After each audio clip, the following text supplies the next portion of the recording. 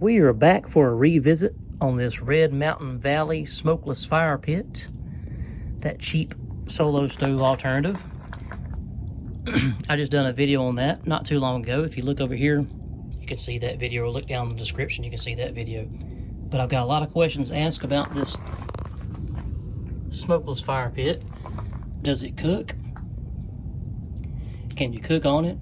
When you put a pan, does it stifle the fire? Does it put the fire out? You can see that it has the air holes right in here, and when you put this on top, it doesn't cover up those air holes, but there's no air holes in this top piece. So we'll see if the flame still burns while you got a pan on top of this, or do you have to get some hot coals first and then use your pan? Let's find out. It started raining on me a little bit.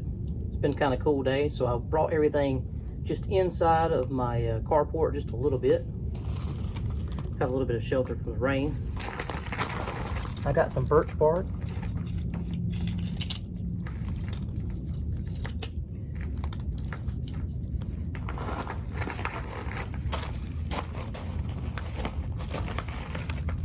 We'll see if that'll light up for us. Oh yeah, that should get going pretty good. Put that in there. I'll throw a little bit more. A couple small pieces.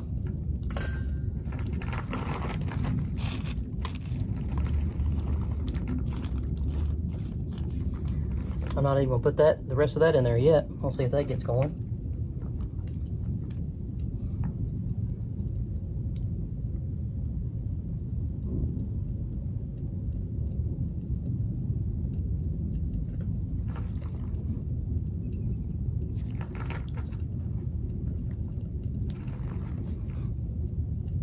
Now, I don't know if you can see or not, but there is a little bit of smoke coming off there right at the moment.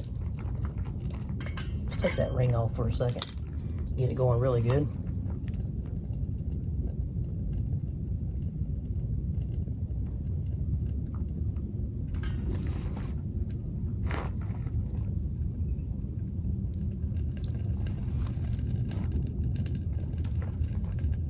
Looks like it's going to start pretty good.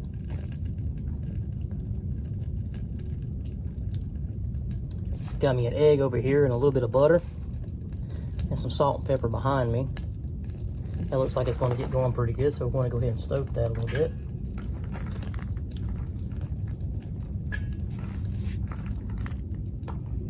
I want to get a pretty good fire going first before we test the pan on top. Put a few more small pieces in there.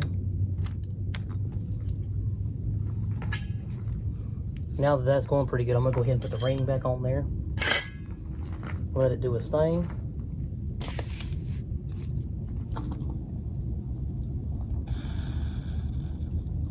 Gonna let that burn down a little bit, get really good and hot, get some coals going, put a few more pieces of wood in there, and then we'll try the pan on there and see if that works. It seems to be going pretty good.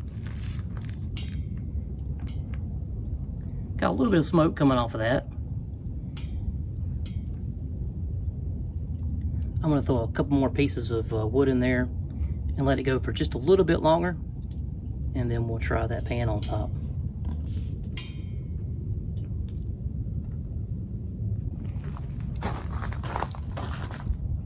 That's been going pretty good. I put a couple more pieces of wood in there. So the first test, let's see if by putting this pan on top, if the fire goes out.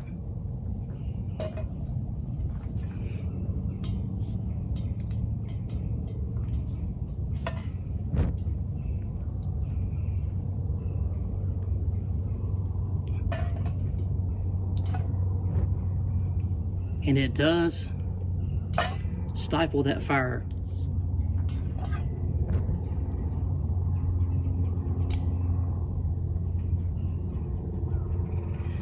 And this model, this particular stove does not have the holes on top of the ring. Now, if it did have the holes on top of the ring, that fire would come out to the side right there like that. So in order to make this work with a pan on top, with a fire going, you would have to elevate it up with a little bit of something like a cooking grate of some sort, lay it on top to give it just a little bit of elevation above that flame. Let's take off this ring and see if that does anything different.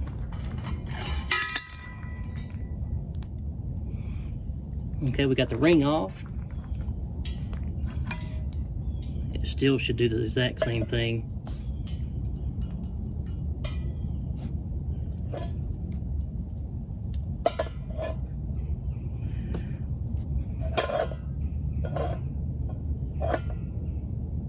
Actually, I'm looking down in there and the fire is still going.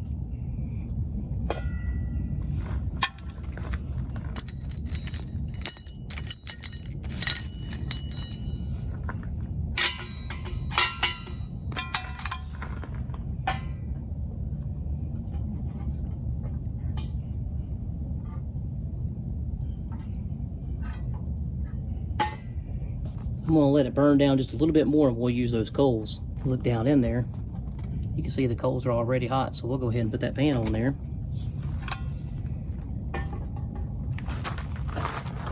Let's see how good it cooks. I've got some butter here. That in there.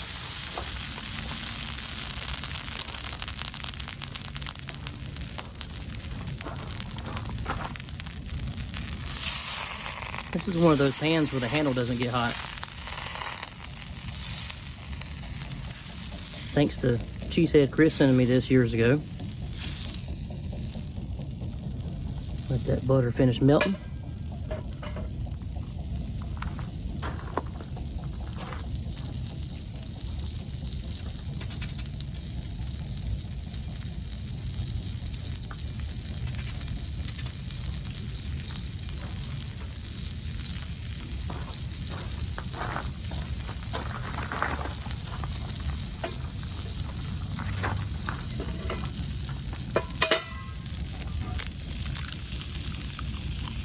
Oh, got a little shell in there.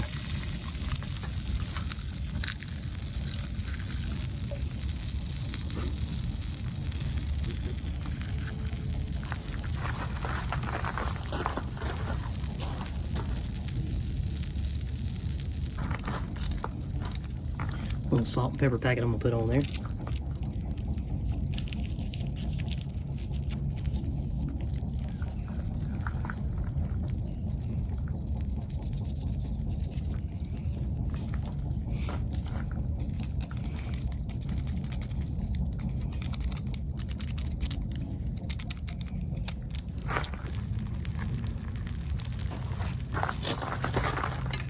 So can you cook on it? Absolutely.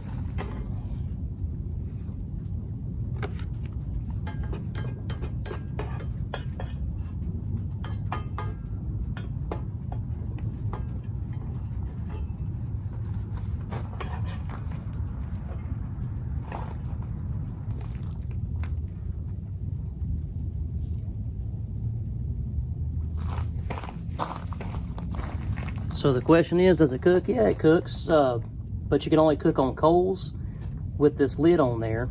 On some other models that I've seen on this round top piece, there's holes cut all around the outside right here, which lets air flow freely through this. That way when you lay your pan on there, it doesn't smother the fire. So with this particular stove, yes, the fire does get kind of smothered. But if you have a way to bring it up above that a little bit, that'll work. Maybe lay like a cooking grate on top of that to bring it up just a hair where there's a gap in between this top piece and the fire itself. That way air has a a way of flowing. I want to enjoy this egg real quick before it gets cold. Be right back with you. All right, experiment number 2. So to be able to cook with this particular fire pit stove, you'll need an apparatus kind of like this right here.